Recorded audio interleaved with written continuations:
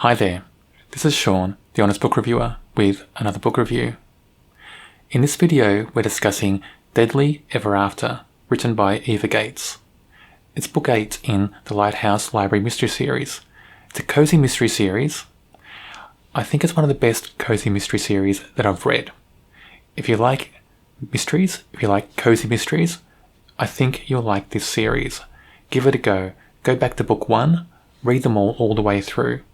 If you don't, you will miss out on the characters and their relationships. This is a series where you really need to start from book 1. Louise Jane, my favourite character, isn't in this book a lot. Not as much as I wanted, but her twist at the end is well worth it. And I'm looking forward to what's in store for Louise Jane in the next book in the series. And the next book is out this year. I'm not sure if it's out yet, but it is out sometime this year.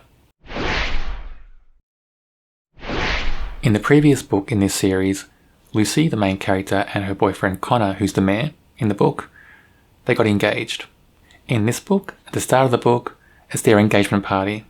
So everybody's having a good time at the party on the beach. All her friends are there, having a wow of a time, enjoying themselves. Then who should turn up? Lucy's ex-boyfriend Ricky and his mother Evangeline. Ricky proposed to Lucy back in Boston. That's when Lucy took off and ran to the Outer Banks, uprooted her life and started a new life in a new home, got a new job at a library, met Connor, got engaged, and she's so happy. Now as Ricky's back with his mother, and Evangeline wants Ricky and Lucy to get back together. She has motives for this, and they're all about money. So it seems that Evangeline is very money hungry. Her motive is that she's losing money, their family's losing money, and Lucy's family is quite well off still.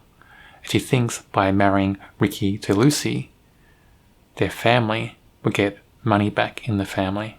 Nobody's really happy that Ricky and Evangeline are there, but they're all being polite, so they all put up with it. That night, they all go to dinner together.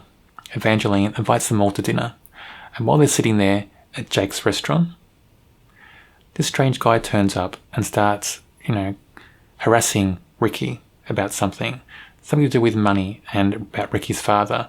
And Ricky's father and Lucy's father are both partners in a law firm, quite a big law firm. This strange guy is harassing Ricky. They shoo him off, and they don't think much of it then at dinner. Later on, at dinner, somebody screams from the back of the building, back of the restaurant. The characters rush to see what's going on. Some of the characters do, and they find someone dead just outside the door to the kitchens. The victim is Ricky's father. Nobody knows what Ricky's father was doing there in the Outer Banks, because he shouldn't have been there. He wasn't coming to the engagement party. Why did somebody kill him? What's the motive? These are all things that make this mystery so good in this book, because not only do we have suspects from the town itself, but we could have suspects that are linked to Ricky's father and Lucy's father's law firm. Was something dodgy going on in that law firm? Was Ricky's father up to no good? And did somebody get wind of that, or is not happy with him and murder him? They've got bigger elements to play in this book than what we have in the usual mystery in this series. So it's not just linked to the town itself. It could be linked to back in Boston as well. There's another mystery in this book that Lucy's trying to solve. There are 2 researchers from Britain that are working with Charlene in the archives in the library. The 2 researchers have the same surname, man and a woman. Then why is Charlene spending so much time with the man, going off together on jaunts, a few hours here sightseeing, going to dinner together, and leaving the woman alone? What's going on there? Lucy starts to worry about Charlene, her friend. What's going on? She starts to investigate a little bit. That's the other mystery in this book. There's some really good elements with Louise Jane in this book, even though she doesn't appear very often in the story. One is when Lucy and Connor are trying to find a house to live in. Lucy's still living in the small apartment in the lighthouse above the library. They want to get a house together, They can't afford one in the town because the prices are very high. Louise Jane helps them out a bit, and you see that towards the end of the book. I won't give away what actually happens, but I like the fact that this brings Louise Jane into the book more and gives her a really positive storyline. She's helping somebody get something that they want. There's another twist with Louise Jane at the very end of this book as well. It's a great twist for this character, and I can't wait to see what happens in the next book. The first character I'll talk about is Ricky, Lucy's ex-boyfriend from Boston. He comes across as a bit of a loser, really.